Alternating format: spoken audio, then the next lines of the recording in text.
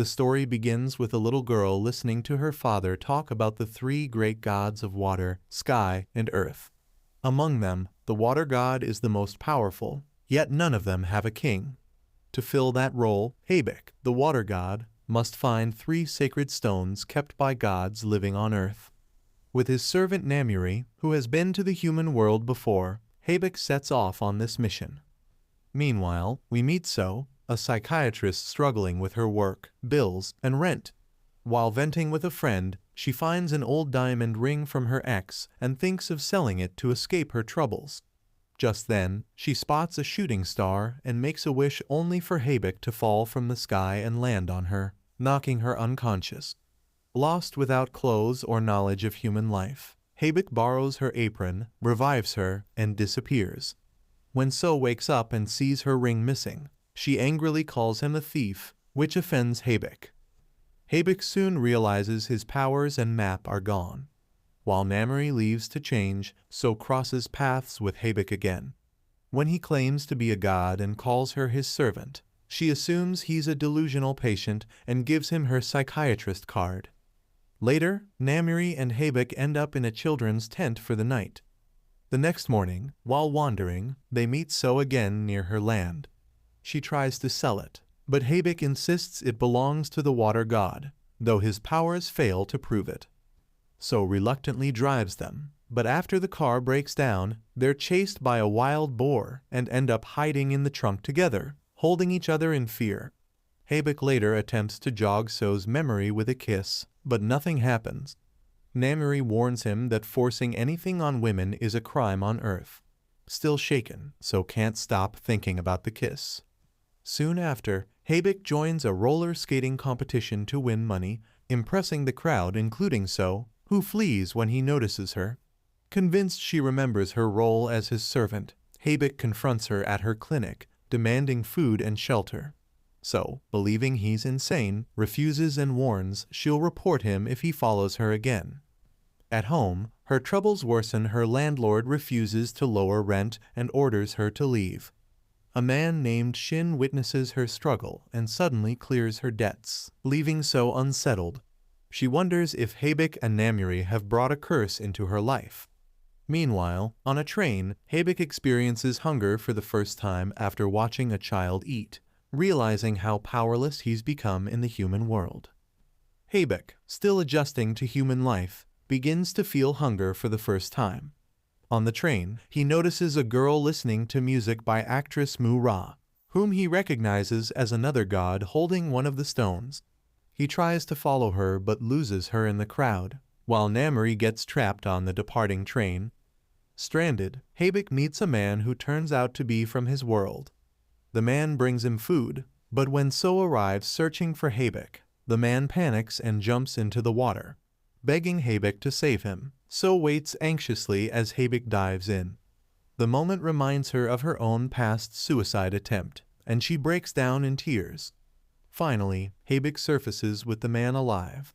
Overwhelmed, So hugs him, but Habik scolds her for dropping the food meant for Namuri, refusing to accept her apology and leaving her alone. That night, So begins hearing strange noises everywhere, trees whispering, small objects talking, which terrifies her and keeps her awake. The next day, with dark circles under her eyes, she confronts Habik, blaming him for her sleeplessness. When she nearly falls, Habik catches her and admits he thought about her all day, only to call her stupid, leaving her confused. Later, at her college reunion, So is insulted by an old friend who mocks her for being abandoned after her father's death. The fight escalates until her dress tears, and she storms out humiliated. Outside, Habik appears, protects her from further insults, and even drapes his coat over her shoulders, surprising Namuri with his uncharacteristic kindness. Back together, Habik complains when So doesn't thank him, then drags her to buy phones for him and Namuri, though she can only afford cheap ones. Watching their fascination with the devices, she feels conflicted. Soon after, Habik insists she help him find the gods, promising to return her life to normal once his mission is complete. The next day, they head to a hotel where Habik spots Mu-Ra filming. While he rushes inside, So stays in the car and unexpectedly meets Shin, who asks why she's there. Shin tells So the hotel is his and that actress Mu-ra is filming inside. Fearing Haebek will clash with her guards, So rushes in only to find him already fighting with them. When she's attacked too, Haebek explodes in anger and defends her. Jealous of their closeness, Mu-ra slaps Haebek, but So snaps back, calling herself his guide. Mu-ra mocks her as crazy, So boldly hands her a psychiatrist's card and leaves with Haebek. Afterward, Mu-ra contacts another god, Hue, warning that Haebek is after the stone. Wanting to help, So tricks Haebek by introducing a friend as a god, but he quickly realizes the lie and feels betrayed. Devastated, So apologizes, but he refuses to forgive her. As she leaves, a stranger grabs her and tries to push her off the terrace. Namiri spots this and alerts Haebek, who unlocks his powers just in time to save her. When he tells So he truly is a god, she faints from shock. So wakes up in Haebek's tent, convinced it's a dream until he proves otherwise. Terrified, she runs, but Namiri pushes Haebek into her house, forcing her to let them stay on the rooftop. The next morning, So scolds Haebek for bathing outside without clothes, leaving him confused.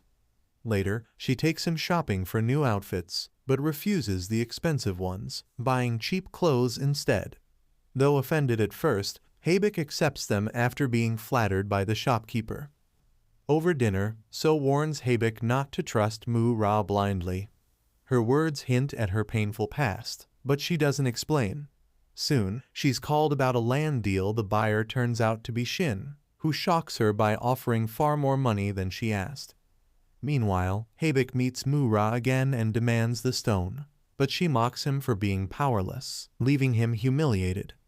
So refuses to sell her land to Shin and walks away, while Haebek angrily leaves Mu-ra's place. Troubled, So wanders until Haebek and Namiri find her, asking what's wrong. Meanwhile, Mu-ra calls the second god, why, saying she can't lie anymore, and why assures her he has a plan. Later, Shin again offers seven times the price, and she leaves with him, though Haebek senses something off about him. That night, So brings food for Haebek, joking when his stomach growls. They eat together, and she suggests a picnic. The next day, they visit the beach, laughing and taking pictures. So dozes off near Haebek, who quietly watches her until Namiri interrupts. On their way back, Haebek insists on driving despite not having a license. Suddenly, the brakes fail. Haebek swerves through traffic, but the road is blocked. In the chaos, his powers briefly activate, letting him rescue So and Namiri before the car crashes. When asked if his powers are back, Haebek admits they only appear in desperate moments. They file a police report, and So is shocked to see the culprit is the same man who once hit her car. This time, the police arrest him. At home, it's revealed Haebek already knew the brakes were cut, but kept it secret, hoping his powers would awaken. Later, So tries cooking but ends up serving instant noodles. When she admires a TV chef, Haebek shows off his own cooking skills, impressing her. They share a candlelight dinner, and a soft, romantic moment forms between them. The next morning, So wakes embarrassed after realizing she drunkenly took Haebek's bed, leaving him the sofa. Soon after, Namiri receives a call from God Y for a meeting. Overhearing, So learns the truth about the brake incident, leaving her shaken.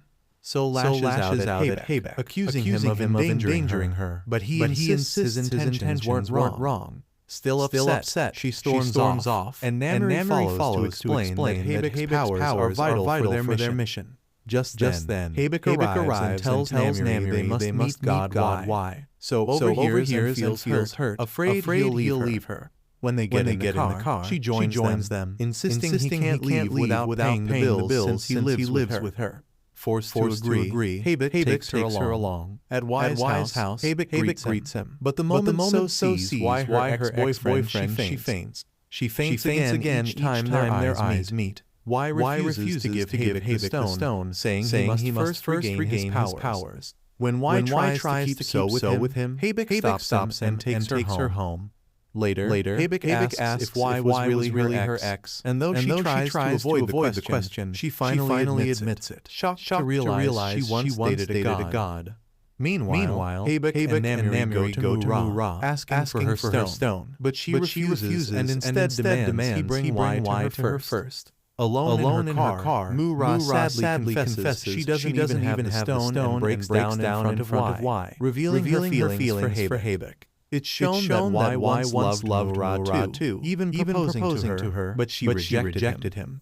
Later, Y approaches So, forcing her into his car despite her refusal. As Habik chases, Y speeds away using his powers. He tries to bribe So with a red vial, telling her to poison Habik's food, but she destroys it and refuses. Habik soon arrives with Mu-Ra's help, and a battle of powers begins. Y nearly harms So, but when Habik reveals he knows Y has the stone, Y halts his magic. Before he can explain, So angrily slaps him and drives off in Mu-Ra's car. Habik punches Y and leaves.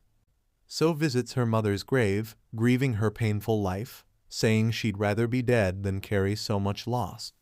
Habik finds her and promises to always stay by her side. The next day, she remembers the documents she owes Shin but delays handing them over. Habik, meanwhile, meets Mu-Ra and Y again, and through flashbacks, learns they lost their stones after fighting each other on Earth. One stone remains missing, and the only way to locate it is with a lost map. Habik calls So for help since he can't drive, and they search together. He explains the map looks like liquid, while she secretly takes pictures of him. When he notices, he joins her for a photo, drawing closer and making her nervous. Just then, So gets a call from a friend, saying a fortune teller has shocking answers. At first, So ignores the idea of visiting the fortune teller, but curiosity wins and she goes. Habik shows up too and gets furious when he realizes the fortune teller is a banished god from his world. The man panics, shoves So toward Habik, and escapes. Despite chasing him, Habik and Namiri fail to catch him. Tired, the three stop to eat, where So and Habik argue until he storms out. Seeing her hurt, Namiri tells her they'll soon find their stone and leave this place, making So secretly fear Habik will abandon her too. Later in the car, Habik gives her torn land papers, explaining the land belongs to the water god and can't be sold. Heartbroken, So cries, runs off, and finally confesses she likes him and doesn't want him to go. Just then, a truck hits her, and Habik desperately searches until he sees Y carrying her away. Relieved but hurt, Habik watches as So ignores him. Afterward, So distracts herself by working at Shin's farmhouse and enjoys his company. When she heads home, Habik is still waiting outside, asking her not to sell the land but saying the choice is hers. Meanwhile, Habik and Mu-Ra discover a blood-stained stone, shocked since neither humans nor gods should be bleeding there. Mu-Ra reminds him that a god and human can never be together. Soon after, So finalizes the land deal with Shin. Later at a restaurant, Habik sees her with Shin and grows jealous, while Mu-Ra quietly admits she once liked Habik too. That night, Habik tells So he's returning to his world, leaving her troubled over selling the land. The next day, Mu-Ra and Y capture the fortune teller, Gu-Rin. When Habik questions him about the bloody stone, Gu-Rin admits it's human blood, hinting at a mysterious third person. Habik immediately suspects Shin. Later, seeing So with Shin again, Habik can't hide his jealousy, but So asks him not to cause a scene.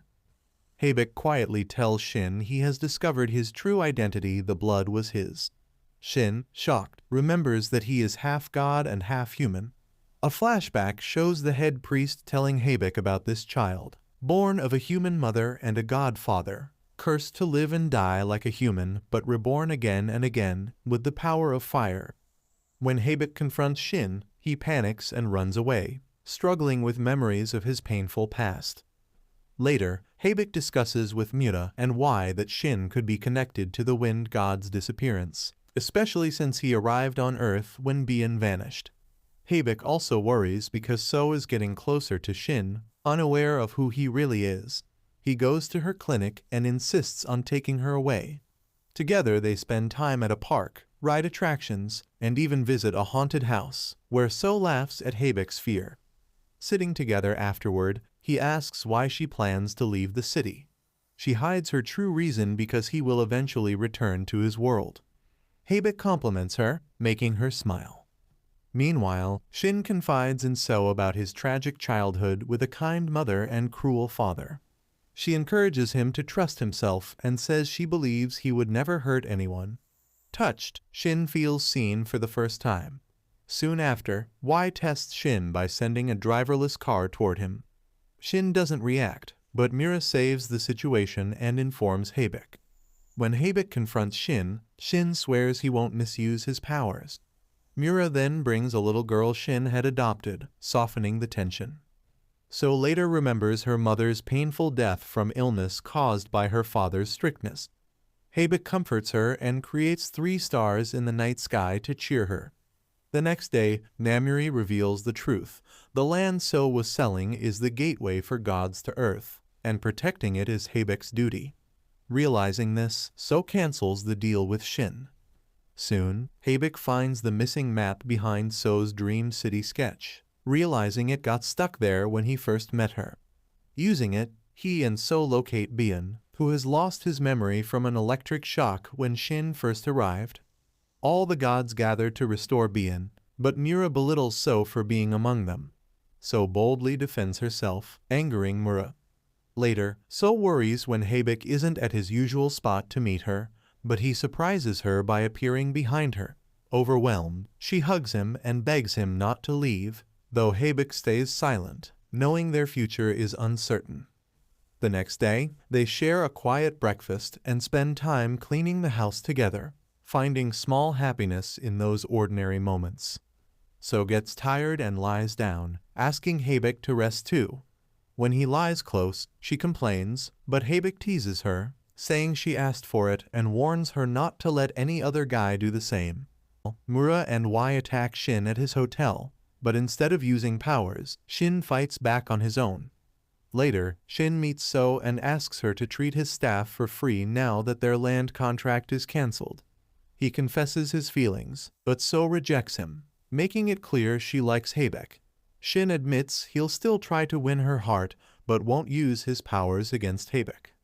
So then calls Habek to tell him she cancelled the contract. Habek pretends not to care, saying he'll soon leave anyway, but when he hears her crying and confessing she likes him, he rushes to her, hugs, and kisses her. Just then, Mira calls, saying Bien has regained consciousness. At Mira's house, Bien gives Habek the 3rd Godstone, completing his mission.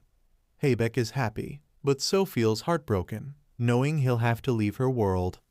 Bien, however, encourages him to stay with So, saying he will support their love. Meanwhile, Shin is badly beaten by a man sent by Y, and in anger, he almost loses control of his powers. Mura intervenes, calming him, while Y proudly admits he orchestrated it, vowing never to forgive Shin. Mura scolds Y for his cruelty, which only fuels his jealousy, especially when she praises Habek.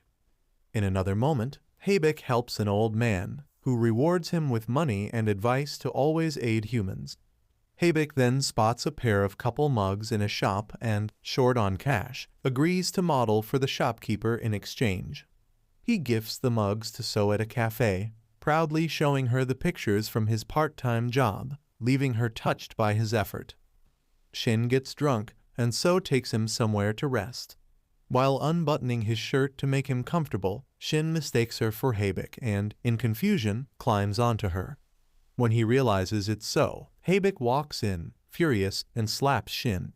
So stops their fight, but Habek angrily questions her connection with Shin. Hurt by his lack of trust, she walks away. Later, Shin regrets his actions and confesses to Gu Rin that he feels guilty for hurting the girl he likes. The next day at the clinic, So finds Habek waiting. He explains he stayed overnight to protect the place since she left it unlocked. But when he confesses his feelings, So scolds him for treating Shin harshly and ignores him. Frustrated, Habek drinks heavily, and Y records his drunken state. When some men pick a fight with him, Y steps in to protect him. Meanwhile, So receives a call from Shin, who finds comfort in her gentle words, deepening his feelings for her. Y later carries the drunk Habik to So's home. Still dazed, Habik collapses onto her, pleading to stay close. They end up falling asleep beside each other. Mura then finds Y's video of Habik confessing his love for So, which fuels her jealousy. The next day, Habik asks So about her wish, and she says she wants to meet her father. Wanting to cheer her up, he cooks with her, though So fails hilariously at every dish. Soon, Mira confronts So, accusing her of keeping Habik from returning to his world and warning that gods and humans can never be together. Using her powers, she reveals a dark secret. 600 years ago, Habik loved a woman whose family was tied to the sky god. To control Habik, they used her, but when the truth came out, the water god killed her. Her brother and son begged for mercy, offering themselves as servants, and that's why So is bound to the water god today. Mura warns her to leave Habik or history will repeat itself, leaving So devastated. When So comes home, Habik gently asks what Mura told her. She coldly replies that they shouldn't have any relationship, urging him to forget her and return to his world so he won't get into trouble. Habik is deeply hurt. That night, both lie awake, missing each other. The next day, Habik and Namiri come to say goodbye. Habik tells So to take care of herself, eat on time, return home safely, and work carefully. Tears fill her eyes as he leaves with Namiri. Before stepping through the door, Habik looks back, remembering all their moments together, then disappears into his world. Trying to distract herself, So works at the clinic where Shin shows up and insists on taking her to dinner. Though reluctant, she agrees. Over dinner, Shin admits he likes her and suggests they become good friends. So accepts with a handshake. Mura and Y spot them, and Y angrily tries to attack Shin until Mura stops him. Later that night, missing Habik, So breaks down crying. Meanwhile, Mira secretly tells Shin to grow closer to So to keep her away from Habik. Shin begins following So secretly out of concern. One night, as So arrives home, she finds Habik waiting and hugs him tightly, unaware that Shin is watching.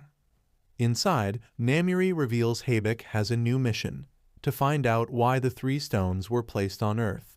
Later, So visits Habik's room, where they share a kiss. The next morning, the 3 eat breakfast together, and So feels happy that Habik is back. But when she asks him to fulfill her wish, Namiri explains they can't use powers on Earth. Habik lightens the mood by showing her his driving license, leaving So disappointed since she expected a gift. Elsewhere, Gu-rin advises Shin to let So go if she doesn't accept him. Mura also urges him to get close to So, but warns him to keep her away from Habik. Y overhears this and later slaps Shin out of jealousy when he sees him holding Mura's hand. Mura, angry, slaps Y back and tells him to leave. Meanwhile, Habik and So spend joyful, romantic moments together, confessing their love. Later, when So visits Shin at his office, Y confronts her and tries to expose Shin's true identity. The 2 men fight, and during the scuffle, So falls. When she looks up, both Shin and Y are gone. She starts wondering if Shin is also a god. At the same time, Habik recalls how, long ago, he asked Y to find a girl he loved, but she betrayed him. In a flashback, Y and his men fought while Shin stepped in to protect the girl and her family, which sparked Y's hatred toward him. During the fight, Bian was electrocuted, lost his memory, and dropped a divine relic. So's father rescued Bian, keeping him safe. In the present, Mura overhears Y talking about that past and realizes why he despises Shin. She comforts him, and Y admits his love for her with a kiss. Meanwhile, Shin feels lonely, regretting that despite helping humans, only So truly cared for him. Back home, Habik, troubled by Y's words, hugs So tightly and asks about her well-being. She assures him she's fine, but later, on her way back from outside, she is kidnapped. Habik grows worried when he sees her belongings scattered on the road. Habik grows worried when So disappears, and it's revealed that Gu-rin kidnapped her. He explains he did it because Shin has locked himself away for days, and only So can bring him out. So informs Haebek but still goes to Shin. When she comforts him with kind words and a hug, Shin finally calms down. Haebek, however, grows jealous and drags So away. On the way home, she keeps praising Shin, which angers Haebek even more. Later, he kisses her passionately, leaving So wondering about their relationship and his true feelings. Soon after, So visits Shin at his office and learns he once caused harm to humans until someone's embrace changed him. Believing it was So, Shin feels they may have met before. Meanwhile, So's friend Yumi is haunted by dreams of So drenched and dying, which worries her deeply. At the clinic, Haebek and Shin clash in jealousy until So intervenes. Haebek hides his envy with a smile, but So notices and secretly enjoys how protective he is. Later at the seaside, she confesses her only wish is to see her father, and Haebek tenderly kisses and hugs her. One morning, Shin unexpectedly joins Haebek and So for breakfast, praising her food and revealing he lowered her clinic rent and bought her building. Haebek feels even more insecure seeing her happy with Shin. Shin then invites So to his farmhouse. Later, Haebek falls ill while exercising, and So lovingly cares for him, drawing them closer. Their peace is interrupted when Mura brings a message from Godland. If Haebek doesn't return soon, he'll be trapped on Earth forever. Haebek is torn, while So encourages him to go back and fulfill his destiny, though he knows her words hide her true pain. So then takes Haebek to the place where she once tried to end her life, breaking down over her misfortune and longing to see her father. Haebek comforts her with a kiss, and she thanks him for bringing love back into her life.